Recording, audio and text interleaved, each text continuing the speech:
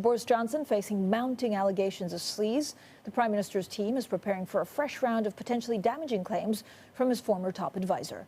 Dominic Cummings is expected to give evidence on Johnson's COVID handling next month.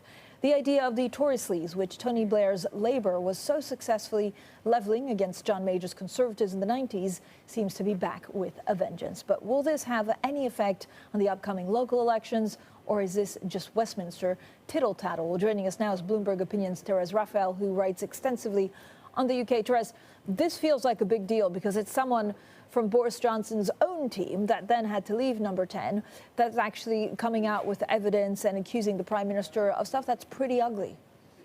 Yeah, I mean, it feels like like Johnson is under a lot of pressure to now deny various allegations that Cummings has put forward that, for example, that he used a Tory donor to secretly pay for the refurbishment of his flat, that he resisted locking down and caused many more deaths because of that.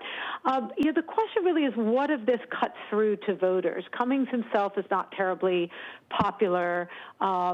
He is obviously not running for office or doesn't have his own electoral base, and I think a lot of people know what they got when they voted for Boris Johnson. So, how much of this is already kind of priced in terms of, for example, being late to lock down, and much depends really on the details of what comes out after this. So it's one thing for Cummings to make very broad allegations. It's a completely different thing for him to produce recordings and text messages and things. And we haven't seen any of that yet. You have, you get the sense that there's a lot more to come from him, especially when he testifies to Parliament in May. But, that's after the next election. That's after the local elections on May 6th. But so, Therese, at the margin, how can this actually play out? Does it mean that Boris Johnson will actually be a one-term prime minister, which is actually a fixed 5 years, or is there more angst within the Conservative Party than there is amongst voters on this story? So I think it's always dangerous to vote against Boris Johnson. He has an uncanny ability to kind of reframe these debates and scandals. It's far from the first in his career.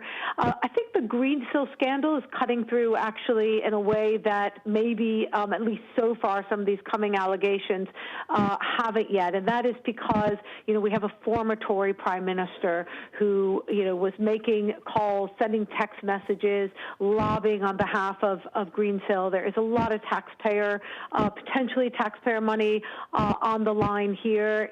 A number of conservative officials and civil servants under a conservative government have been involved, and I think if there is a sleaze kind of allegation to stick, I would suspect it's more around the sort of Greensill saga, and we have to see how that plays out.